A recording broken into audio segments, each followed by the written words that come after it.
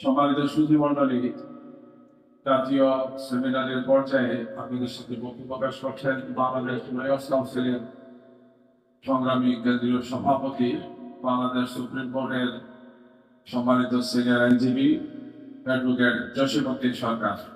জনাব অ্যাডভোকেট জসিমউদ্দিন সরকার।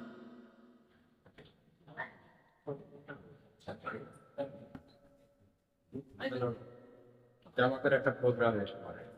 نحمده ونصلي على رسوله الكريم. أعوذ بالله من الشيطان الرجيم. بسم الله. আজকের এই জাতীয় সেমিনারের সম্মানিত সভাপতি, নেতৃবৃন্দ,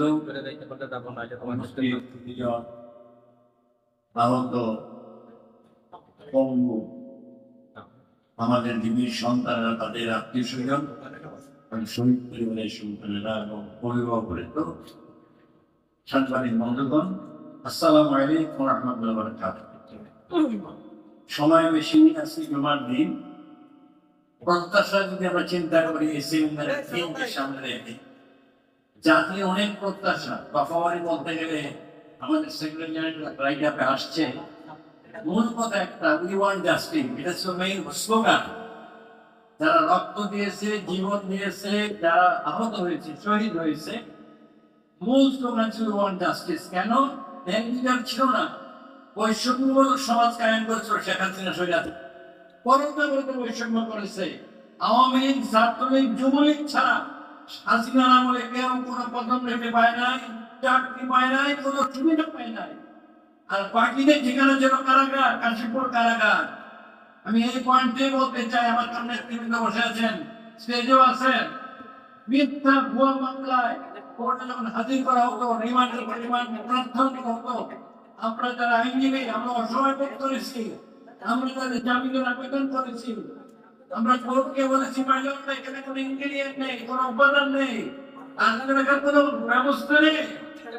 কোর্ট বিনিময়ে রিফিউজ করেছে, কারণ এই বিচার ব্যবস্থা নির্বাহীর অধীনে এখনো আছে। আমাদের আইনজীবী হিসেবে প্রত্যাশা, অবিলম্বে নির্বাহী বিভাগ থেকে বিচার বিভাগকে মুক্ত করে স্বাধীন বিচার বিভাগ করতে হবে। এটা বাংলাদেশের আপনাদের মানুষের প্রত্যাশা নির্যাতিত হয়েছে। হাইকোর্টে গিয়েছেন ডিসিপ্লিন বেলের জন্য, বিচারপতির নাম বলবো না, আপনারা জানেন। তিনি কেঁদেছেন, আল্লাহর কাছে বলেন আমি অসহায়, আমার হাত পা বাঁধা, আমি অসহায়, আল্লাহর কাছে বলেন জামিন দিতে পারেনি। সুতরাং সেখানেও বিচার বিভাগ নির্বাহী চলেছে। সুতরাং অবিলম্বে বিচার বিভাগকে নির্বাহী বিভাগকে আলাদা করতে হবে এবং স্বতন্ত্র সেক্রেটারিয়েট গঠন করে সুপ্রিম কোর্ট অধীনে তার পরিচালনা ব্যবস্থা করতে হবে, যাতে মানুষ ন্যায় বিচার পায়। ন্যায় বিচার নিশ্চিত করতে হলে এটা অবশ্য প্রয়োজনীয়। সাম্প্রতিক বিষয় বলতে চাই, আপনি দেখেছেন পত্রপত্রিকায় বিচারপতি নিয়োগ হাইকোর্টে। আমি স্পষ্ট বলতে চাই, বিচারপতি নিয়োগে যে অধ্যাদেশ 2025 জারি করা হয়েছে, বাংলাদেশের সংবিধানের অনুচ্ছেদ 95 সম্পূর্ণ পরিপন্থী। এটাকে প্রত্যাহার করতে হবে। বিচারপতি নিয়োগের যে বিধান সংবিধানে রয়েছে, তার ব্যত্যয় ঘটানো যাবে না। এটা বিশেষ উদ্দেশ্যে করা হয়েছে। আমরা জানি, এমন দেখেছি স্বৈরাচারের সাথে হাতাচ্ছিল সম্পর্ক ছিল, দিয়েছিল এমন লক্ষ্য বিচার প্রার্থী, মানে বিচারক হওয়ার জন্য আবেদন করে সিলেকশন পেয়েছে। আমরা তার প্রত্যাখ্যান করছি না, মেনে নেবে না জাতি। আর কোন অবস্থাতে এই অন্যায়কে মেনে নেবে না। সংস্কার চাই, আর কোন দুর্নীতি, অন্যায়, জুলুম যেন বাংলাদেশে না হয়, এইটাই জাতির প্রত্যাশা। প্রত্যেকটা জায়গায় জায়গায় ইনসাফ হতে হবে, এটাই জাতির প্রত্যাশা। আর কোন শেখ হাসিনার প্রেতাত্ম করা আমার জন্য পুনরুত্থান না হয়, এইটাই জাতির প্রত্যাশা।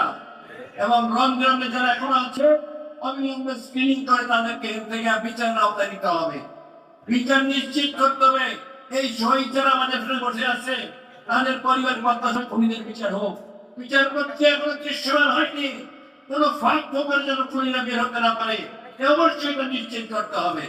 আজকের এই অঙ্গীকার প্রয়োজনে 12 বছর 17 বছর আমরা কষ্ট করেছি, আবার 5 বছর কষ্ট করবো।